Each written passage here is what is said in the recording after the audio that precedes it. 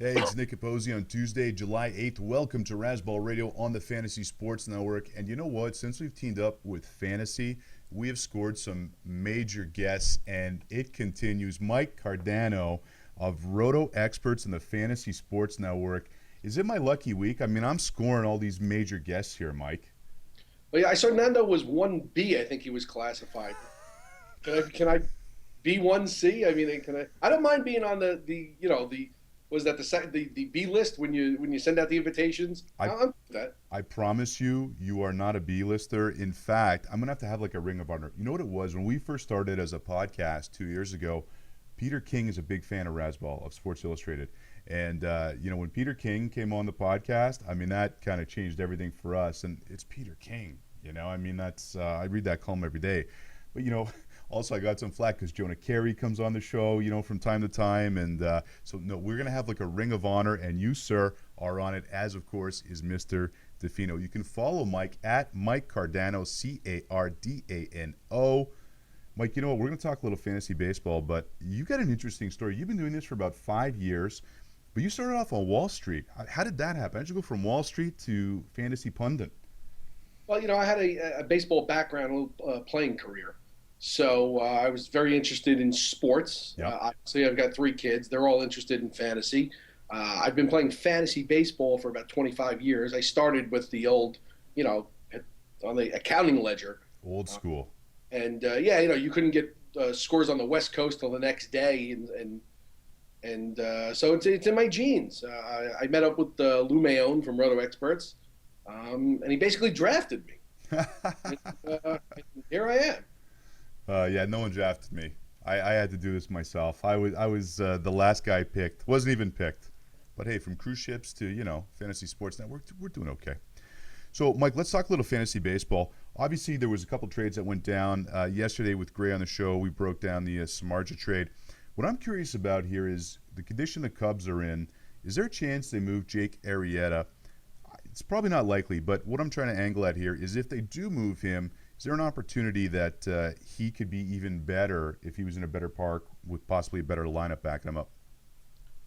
Maybe so, but this is really the first time he's really done anything substantial. I mean, I don't know that there's a market for him really.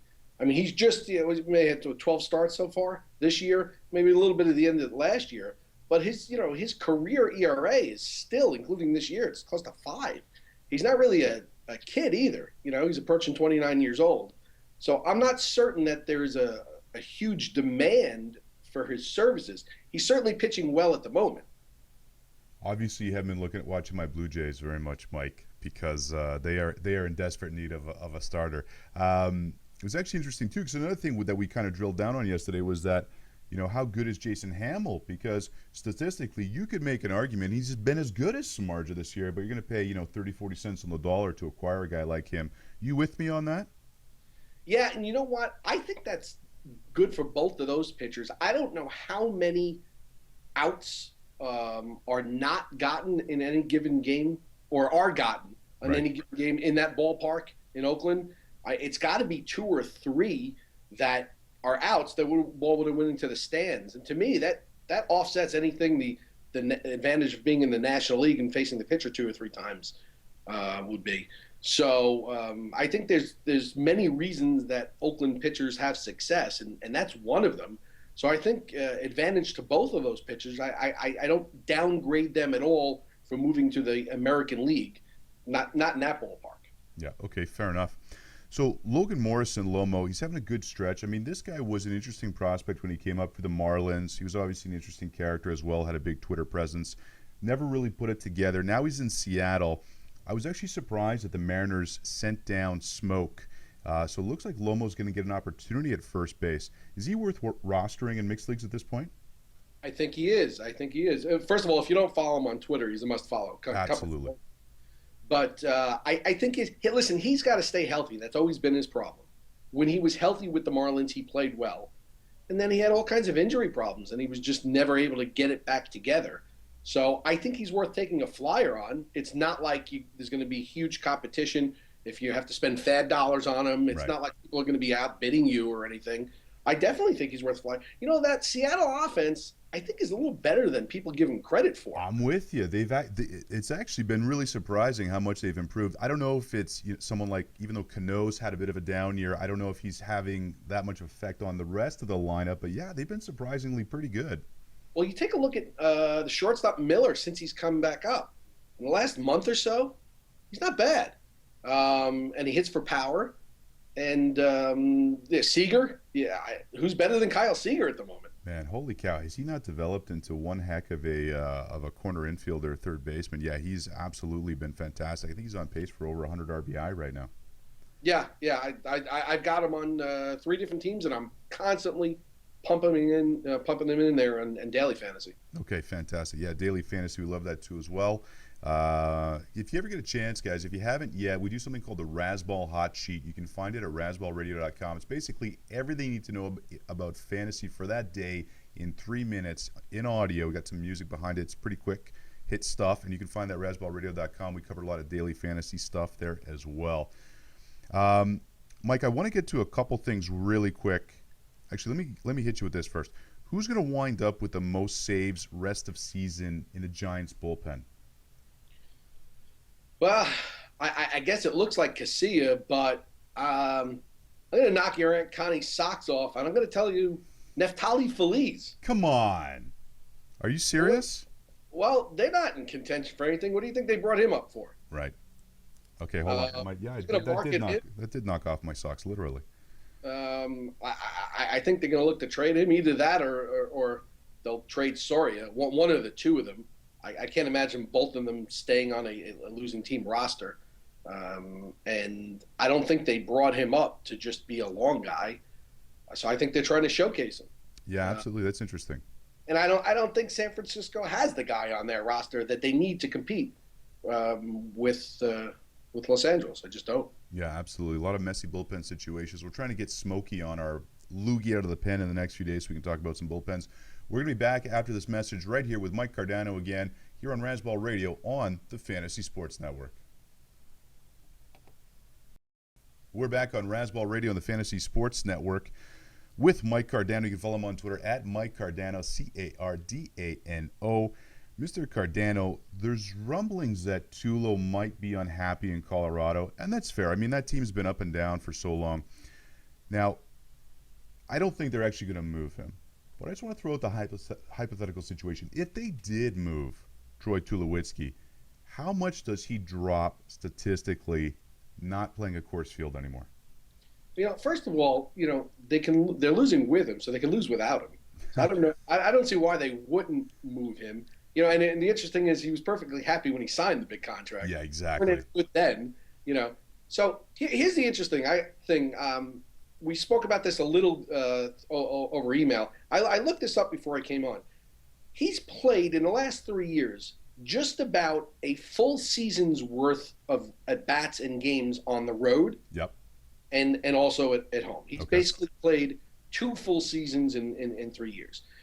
He's got in 46 more at-bats at home. He's got 34 home runs at home, 29 away. Very similar. Okay. He's got 117 RBI at home, 97 away. Very similar. And again, he has more at-bats. Now, there is a discrepancy in the batting average. He's batting .317 at home and .289 on the road, which is not awful. And in runs scored, 111 runs scored at home and 75 on the road. Some of that has to do with the other people surrounding him as well, and they're hitting. But for the most part, if he's healthy, he is what he is. You know, he's a 30 home run, 100 RBI, basically 300 guy if he's playing somewhere else. It's can he stay healthy? Yeah, okay, that's a fair argument. And actually, I'm glad you brought up those split stats because that makes it look to me as though I wouldn't be as scared if I did have him on my team and he did get moved. And man, I was surprised when I looked it up. I assumed there was a wide disparity. Yeah, absolutely. And I could see if the Rockies did move him, the haul they could get for Troy Tulowitzki. I mean, because he's still in his prime, and it's still, you know what? It's not a terrible contract. He basically got a lot of security with it, but it's not that high of a per year average. So yeah, that's something to keep an eye on. They got to do something in Colorado because Yankees gonna need a shortstop. Yes. oh, Yankees, Yankees, Yankees, Yankees. Yankees need a lot of things, my friend. Yeah, but you know what? They won't go through a real rebuilding process like other teams do. They just won't They do it. can't.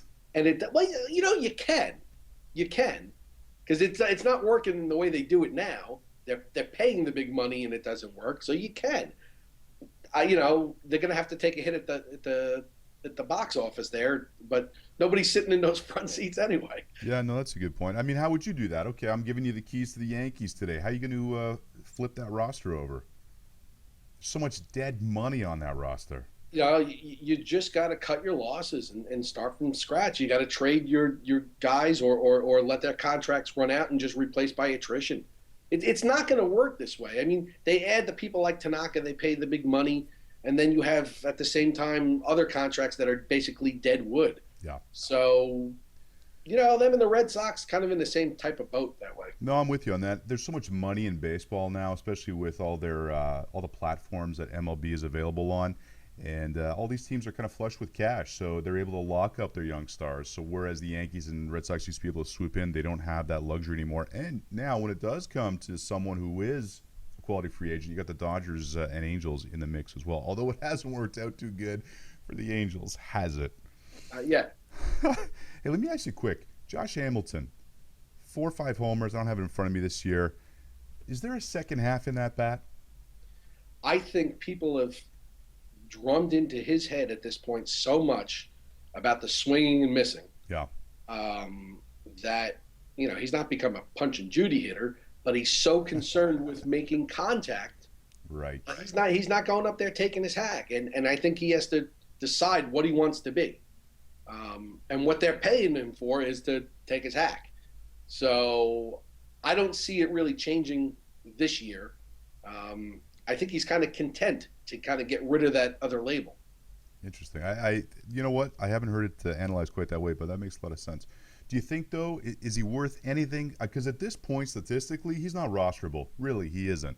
So is there any scenario you see where... Would you rather have him or somebody like a Lucas Duda? Lucas Duda Day. You know what? If you're gonna put me on the spot right now, I think I'd probably take Duda. Oh my gosh. I would. I really would. I mean, look, the homers aren't there. Would teams make that trade? Actual general managers would anybody make that trade? Yeah, if Anaheim took on all of Hamilton's salary, I think they would. All right, let's talk a little starting pitcher. So Collin McHugh had looked really rosterable in mixed leagues this year. Was off to a great start, really great K/9 rate. Last few weeks, it's been a little less consistent.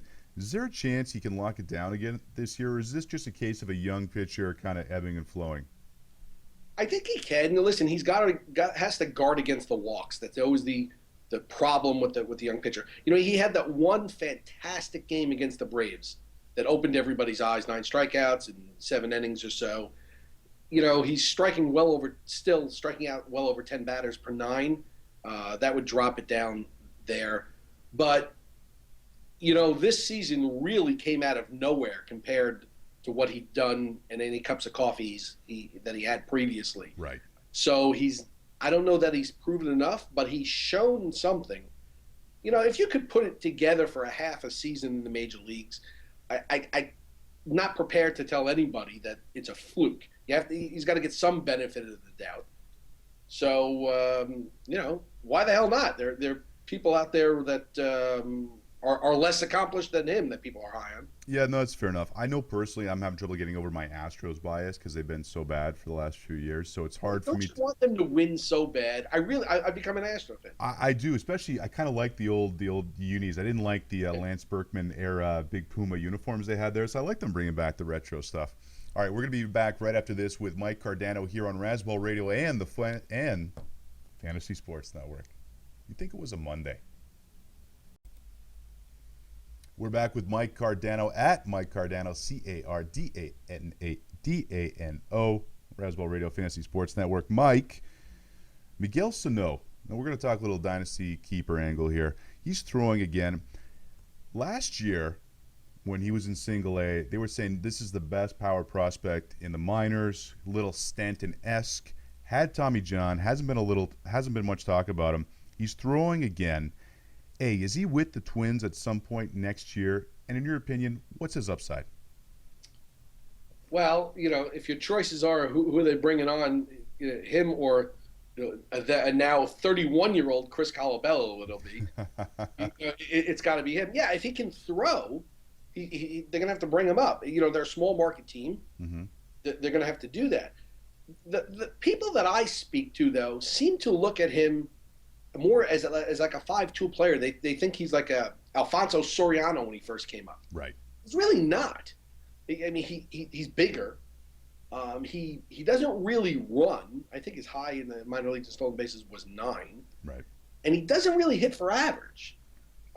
So I would expect that he projects as a 30-something, low hundred RBI guy if he has a successful major league career.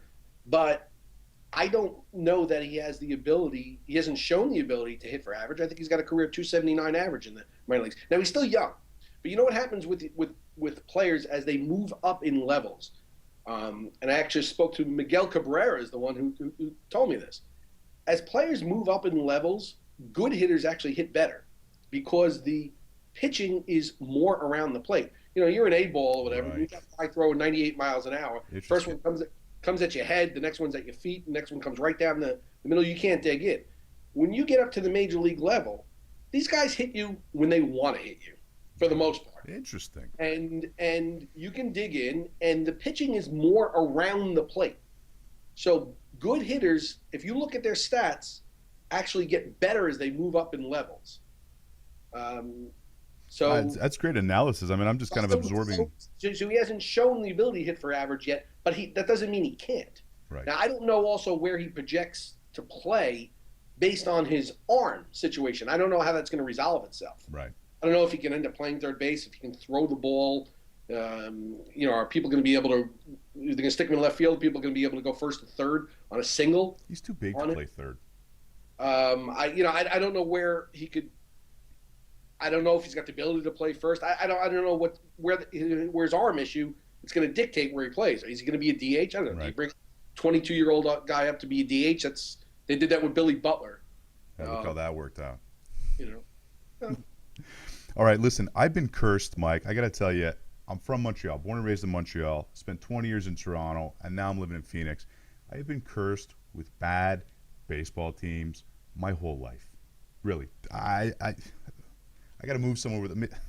I was going to say maybe I should move to New York, but not with the way the Yankees. Who's your favorite team now? Have you transitioned from the Expos are gone? You went to Toronto, so now have you transitioned to a Diamondbacks fan? No, you know what? I'm a fantasy baseball guy first, but no, I'm still a Jays fan. I mean, I was there for 20 years, but it took me a long time actually after the strike. Because '94.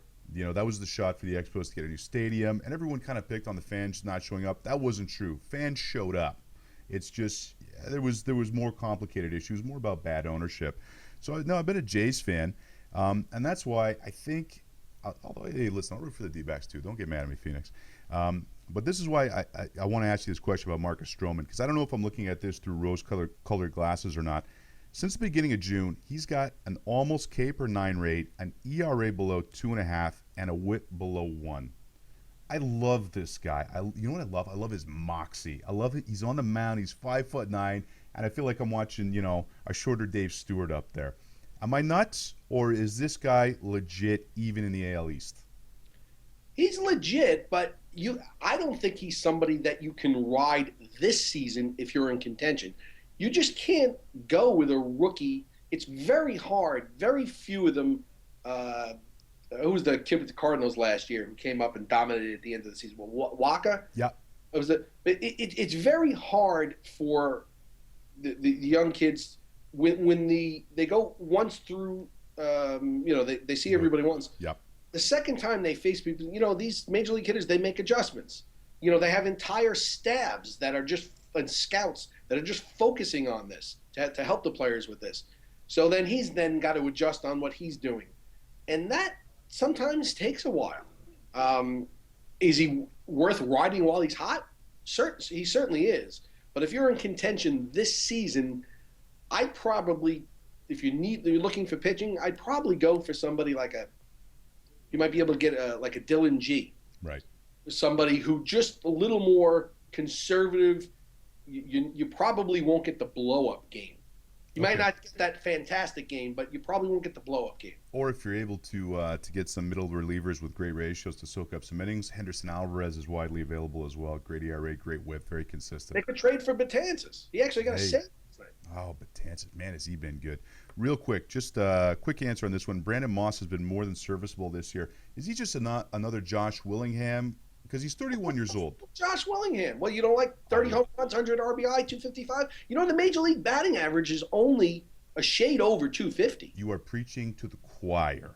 I'm just saying because there's a lot of, not hype, but people I think don't realize Brandon Moss is 31 years old. I love Josh Willingham. He winds up on all my teams. I'll even take Adam Dunn. Give me those aging guys that everyone sometimes don't even draft. I'll put them on my team. But is there more upside to Moss? I think he is a Josh Willingham, and I don't think there's anything wrong with it. I think it's pretty good. Hey, Mike, last thing, just in case you're not aware, so for football this year, we are hitting the road, literally packing up the studio, putting it in a truck. We're going to host 32 draft parties in 32 straight days in all 32 pro football cities across America. We are in New York, 2 shows on August 21st. We're in Hoboken at the Black Bear at noon. We're at Duke's in New York City at 7 p.m. Mike, you know I'm dragging you out to that. I will be there. Get your tickets. Get your tickets at razzballtour.com. He is Mike Cardano of Roto Experts in the Fantasy Sports Network. Follow him on Twitter at Mike Cardano, Cardano. Did you see the analysis today? Did you see this analysis? You need to follow this guy. Thanks for joining us today on Razzball Radio. We'll be back tomorrow with Gray.